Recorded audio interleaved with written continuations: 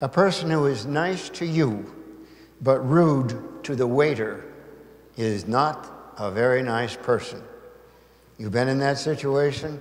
Since I dine around a lot, I'll notice that. Very quickly I know if you're not nice to the waiter and, the help and all that, well, maybe you have a long way to go. You're not necessarily a nice person. I'm not trying to put down grades here in this next thought, but having good grades in school is no guarantee that you're going to have a successful life. I certainly encourage it, and we like it when, we're bright and so on, but it doesn't necessarily you're going to be a successful human being, because there's a lot more to us than just a pulsating intellect like Star Wars or something. We're not just an intellect. Which brings me to this big line that I like. Emotional quotient, your ability to feel, to express feelings, to bring out feelings in others, to laugh, to cry, to be angry, to be sad, to be anxious, to be frightened, and all that. That part of us is probably more important to us than our IQ. There are all kinds of people who are smart, but they have no personality, they have no charisma. And so as you go through life now, we realize that relationships depend more on the heart and the emotions than anything else. And many of our jobs are like that, although the computer world tends to make us just little robots living on our little world with not much to say. Our minds are somewhere else. I remember this woman crying, bringing in her husband for marriage counseling. And, he was like an oval with a slit in. And she knew he was alive because he ate. Other than that, there were no other signs of life. Maybe you live with someone like that, huh? Maybe you are the person that someone lives with. So anyway, and this is very ordinary, but sometimes the simplest things are the most powerful. I'm urging you to believe that to say hello, to mean it, look someone in the eye or put your hand out, to say hello and goodbye and good morning and good evening and how are you and I love you. Thank you very much. Please, and if I may, just social graces. I wish that those were just a part of our society that lubricates the way we interact.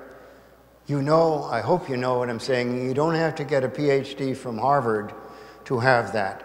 That, my dear people, is taught at the evening meal at the table.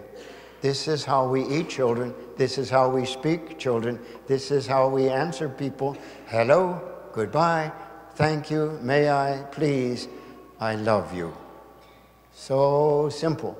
You talk about that now in the parking lot today or over your own table. I hope you will. Blood is thicker than water. We know that. And when it comes down to things, we usually say blood relatives are more important to me than others.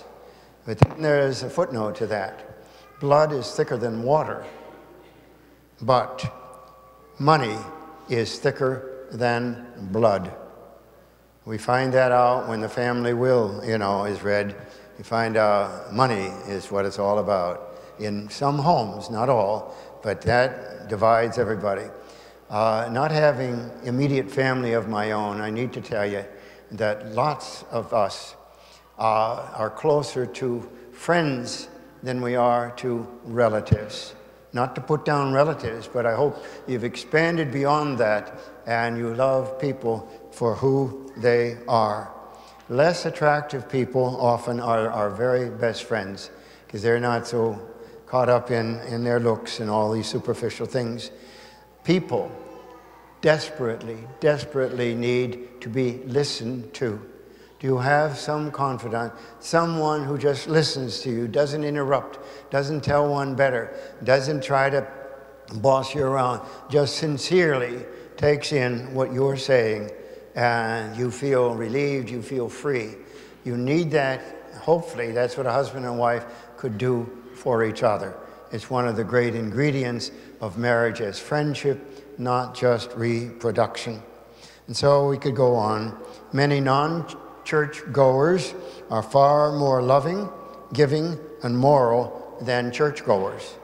Because we go to church is nice, but it doesn't mean necessarily that we are holy, happy, fun-loving people. And so I leave you with those thoughts. And one last one, the best of all. Do you believe in change? I do hope so. And I want to remind you again that we come here for the extraordinary change that Christ gave us. Right now, we're just here. But in moments, the bread will be here, the wine will be here. And because of the priesthood, they will be changed into his body and his blood. And hopefully, as you and I receive our Lord devoutly, faithfully, sincerely, we also will be changed more and more into Jesus Christ.